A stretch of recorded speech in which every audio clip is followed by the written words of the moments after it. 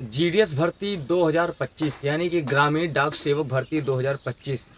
कई लोगों का ये सवाल था, कमेंट में पूछ रहे थे कि सर इस जॉब को करना क्या फ़ायदेमंद होगा, यानी कि इस जॉब को करने से प्रॉफिट है। प्रॉफिट से मतलब हमारा ये है दोस्तों कि क्या ये जॉब आपको अपनी लाइफ में उतना स्टेबल कर सकती है। तो देखिए, इन बातों पे तो बात करनी ही है, क्योंकि ये तो जो लोग तैयारी करते हैं या जो लोग कंपटीशन की तैयारी करते हैं या जो लोग जॉब के लिए अप्लाई करते हैं उनको खुद इसके बारे में पता है।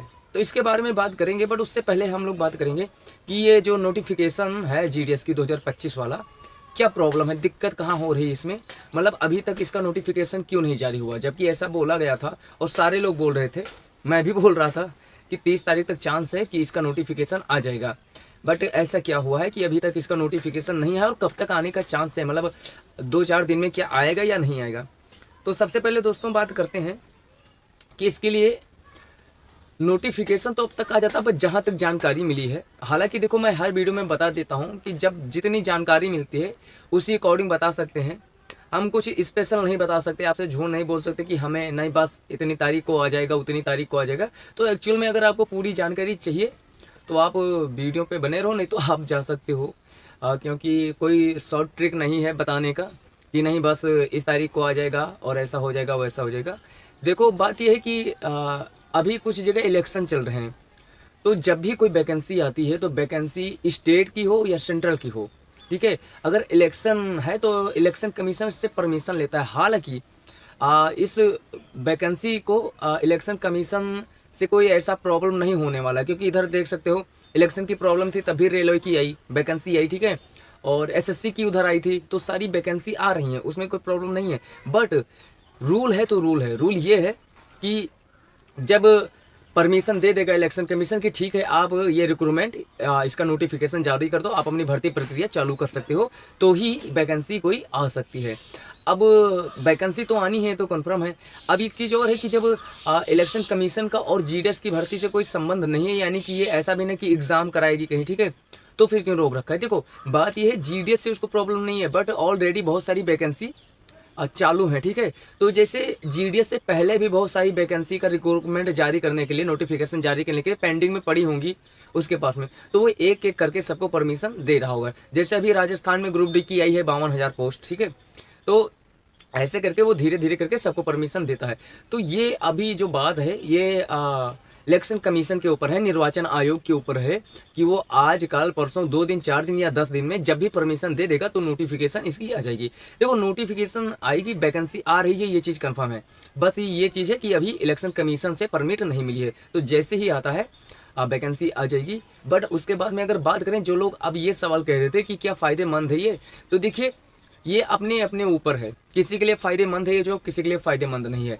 अब किस कैटेगरी में अगर आप हो तो फ़ायदेमंद है, किस कैटेगरी में हो तो फ़ायदेमंद नहीं है। देखिए, अगर आप कोई अच्छी प्रिपरेशन कर रहे हैं, आप जैसे एसएससी के लिए देख रहे हैं या रेलवे या बैंक के लिए, किसी के लिए प्रिपरेशन अच्छी चल रही है तो कोई बात नहीं, ठीक है, तो फिर प्रिपरेशन करते रहिए, ठीक है, और कोई अच्छी जॉब के लिए ट्राई कीजिए, ठीक है। बट अगर आप किसी प्राइवेट सेक्टर में जॉब कर रहे हो या करना चाहते हो, ठीक है, और आप उस लेवल का देख रहे हो कि अपना 15 से 20 हज़ार के बीच वाली जो कैटेगरी होती है जॉब की, उसके लिए आप देख रहे हो, तो उससे लाख गुना बेहतर है। क्योंकि एक तो गवर्नमेंट जॉब है और सैलरी जितनी है, सैलरी नुकसान कहाँ कर जाती है उसके बारे में भी बात करूंगा।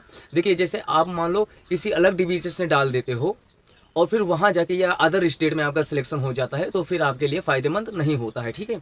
जैसे कि इसमें जो बीपीएम की पोस्ट होती है उसकी जो बेसिक सैलरी है वो 12,000 के आसपास होती है, और 7,000 जो महंगाई भत्ता है ये सब जोड़ उड़ के आपका लगभग 19 से 20,000 के आसपास आपकी सैलरी बनती है, ठीक है, बीपीएम के लिए, ठीक है।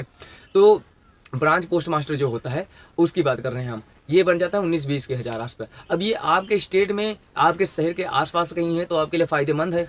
यहीं आप किसी अदर स्टेट में जा रहे हो करने के लिए तो उतना बेनिफिट नहीं होता है, ठीक है। अब एबीपीएम की बात करें, असिस्टेंट पोस्टल, ठीक है, तो उसमें क्या होता है, 10,000 आपकी बेसिक होती है और 6,000 आपका जो महंगाई भत्ता जुड़ता है, तो 16 से 16,500 के आसपास आपकी सैलरी होती है। अब इसमें अगर आप खुश हो तो सही है, मेरे समझ से मैं ये नहीं कह सकता कि ये अच्छी जॉब है या नहीं है, क्योंकि अब एक चीज़ मान लिया, अगर आप तैयारी अच्छी कर रहे हो, आपकी तैयारी अच्छी चल रही है, आप एसएससी की कर रहे हो, आप सीएचएसएल ट्राई करना चाहते हो, वो सोच के रखे हो, तो फिर आपके लिए जीडीएस कहाँ बेनिफिट होगा। लेकिन अगर आप वो सोच रहे हो कोई भी जॉब मिल जाए तो गवर्नमेंट जॉब है, एक और बेनिफिट है, आप जॉब करने के बाद में इसमें डिपार्टमेंटल प्रमोशन का एग्जाम होगा, वो देकर आप एमटीएस बन सकते हो, जो एसएससी एमटीएस के थ्रू हो जाते हैं, एमटीएस बन सकते हो, ठीक है। उसमें तो मेल गार्ड बन सकते हो, तो इसमें भी प्रमोशन के चांस है। तो अगर आपका माइंड सेट ये है कि मैं पहले इसमें जॉब करूंगा, उसके बाद में एग्जाम देकर प्रमोशन ले लूंगा, तो फिर ये वहीं जाके आपका बैठता है जहां आप एमटीएस या सीएचएसएल निकाल कर जाओगे, ठीक है। उसमें सैलरी अच्छी खासी होती है। तो ये चीज़ है, ये आपके ऊपर है कि आपके लिए फ़ायदेमंद है कि नहीं। तो जिनका ये सवाल होगा उनको तो इसका जवाब मिल गया होगा। और वैकेंसी वाली बात है तो यही है। हालांकि जो लोग ये सवाल कर रहे थे कि इसमें कंप्यूटर, हाँ क्या कंप्यूटर की इसमें कुछ नहीं ज़रूरत है, कंप्यूटर की कोई डिमांड नहीं है। आपसे सिर्फ ये बोला गया है कि आपको साइकिल चलाना आता है, कंप्यूटर की थोड़ी मोड़ी नॉलेज है, बस ये पूछ रहा है। आपको कोई सर्टिफिकेट इसकी बनवा के नहीं लगाना है। तो आप लोग निश्चिंत रहो कि जीडीएस की भर्ती में आपसे कंप्यूटर या कंप्यूटर से संबंधित कुछ पूछेगा, या फिर कोई डिप्लोमा मांगेगा, या फिर साइकिल चलाने की कोई मार्कशीट मांगेगा, तो ऐसा कुछ नहीं, ठीक है।